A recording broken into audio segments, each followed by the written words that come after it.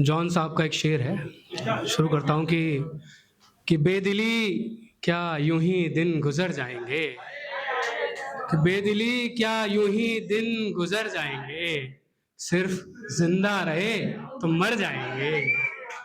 ये प्रीतम बाबा आपके लिए है कि कितने दिलकश हो तुम, कितने दिलकश हो तुम, कितना दिलजू हूं मैं, कितने दिलकश हो तुम, कितना दिलजू हूं मैं, क्या सितम है हम लोग मर जाएंगे।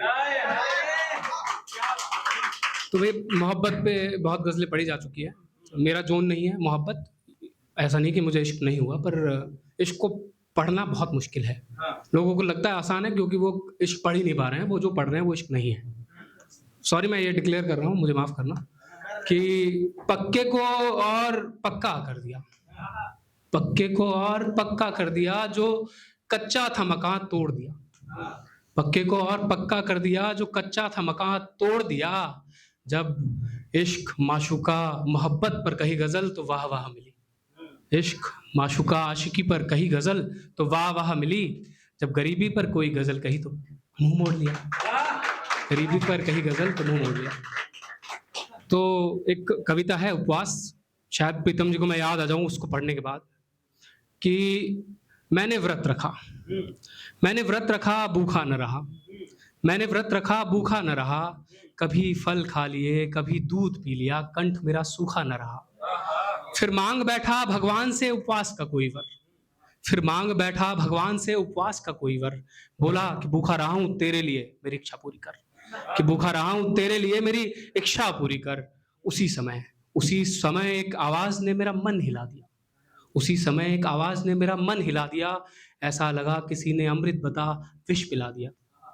अब वो आवाज, वो आकाशवाणी थी आवाज मेरे अंतर्मन की, पर सत्य कहूं उस ध्वनि ने मुझे सत्य से मिला दिया, उस ध्वनि ने मुझे सत्य से मिला दिया। अब आवाज क्या थी सुनिएगा, कि तू भूखा रहकर एक दिन फरमाइशें करता है, तू भूखा रहकर एक दिन फरमाइशें करता है, थोड़ा सा समर्पण कर हजारों ख्वाहिशें करता है, कभी जाकर के उस झोपड़ी के गरीब से तो मिल, जो साल में न जाने कितने ही उपवास रखता है, कितने ही उपवास रखता है। Thank you, thank you. अभी कुछ दिन हम दिल्ली में रहने वाले लोग लगभग ना बिजी रहते हैं अपनी ज़िंदगी की इस उधेड़-बुन में, भाग-दौड़ में, उनको टाइम नहीं मिल पाता कि रास्ते पे रुक पाएँ, कुछ देख पाएँ, कुछ समझ पाएँ, कुछ सोच पाएँ, कुछ लिख पाएँ। तो उसी पर एक गज़ल तो क्या कहेंगे, जो भी कहेंगे आप कहिएगा, कि मेरे पास समय नहीं है, मेरे पास समय नहीं है कि रास्ते पे रुक सकूँ, मेरे पास समय नहीं है कि रास्ते पे रुक सकूँ, देख सकूँ किसी की परेशानी, सुन सकूँ किसी की पीड़ा, और लिख सकूँ उनकी, सॉरी मैं इसको देख के पढ़ लूँगा, है ना? अभी नई-नई गज़ल है तो थोड़ा गड़बड़ हो जाएगी। मेरे पास समय नहीं है, मेरे पास समय नहीं है कि रास्ते पर रुक सकूँ, देख सकूँ किसी की परेशानी, सुन सकूँ किसी की पीड़ा और दे सकूँ उसे कोई समाधान। मेरे पास समय नहीं है कि रास्ते पर रुक कर देख सकूँ मंज़र नए, सुन सकूँ पंछियों की आवाज़ और उन्हें दे सकूँ एक कविता। मेरे पास समय नहीं है, मेरे पास समय नहीं है कि रास्ते पे रुक कर देख सकूँ पुरानी इमारतें, सुन सकूँ उनकी इबारतें और दे सकूँ उन्हें एक कथा।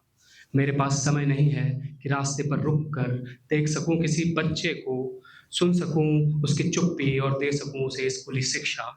मेरे पास समय नहीं है, मेरे पास समय नहीं है कि रास्ते पर रुक कर देख सकूँ एक बुढ़िया, सुन सकूँ उसकी करुण व्यथा और दे सकूँ उसे एक कथा।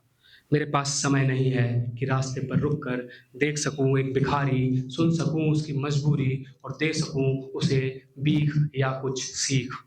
इसके बाद ये सुनिएगा कि मेरे पास समय नहीं है कि रुक सकूँ रास्तों पर, देख सकूँ अपने ही भीतर, सुन सकूँ अपनी ही आवाज़, दे सकूँ अपने गीतों को आवाज़। मेरे पास समय नहीं है, दफ्तर समय पर पहुँचना है, घर समय पर पहुँचना है, मंजिल सब अस्थायी हैं, पर मंजिल पर पहुँचना नियम है और मुझे नियमानुसार चलना है, मुझे समय पर पहुँचना है। मेरे पास समय नहीं है, मेरे पास समय नहीं है। मेरे पास समय है? बिल्कुल नहीं है। हाँ, तो अब समय नहीं है तो फिर भी छुट्टी का तो मौका मिल ही जाता है। तो एक कविता है मेरी कि कुछ दिन की छुट्टी लेनी है, कुछ दिन की छुट्टी लेनी है, अर्जी कहाँ लगाऊँ मैं? जाना है खुद से मिलने, कैसे ये समझाऊँ?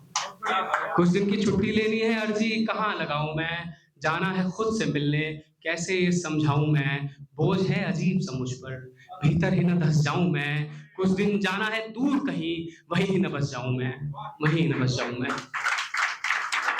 घर से, रिश्तों से, दफ्तर से, सबसे ही छुट्टी लेनी है और उन सबसे पहले मुझे खुद से ही छुट्टी लेनी है। अपने भीतर बूढ़े होते खुद से ही छुट्टी लेनी है। छुट्टी जब मिल जाएगी तो सबसे पहले रोना है। बहुत दिनों से भरा हुआ है, मन को खाली होना है, मैले-मैले ख़्याल हुए हैं, गंगा जल से धोना है, बीज खरीद के लाने हैं सुकून के, मन के बाग में बोना है। और एक दिन ऐसा करना है, चौबीसों घंटे सोना है।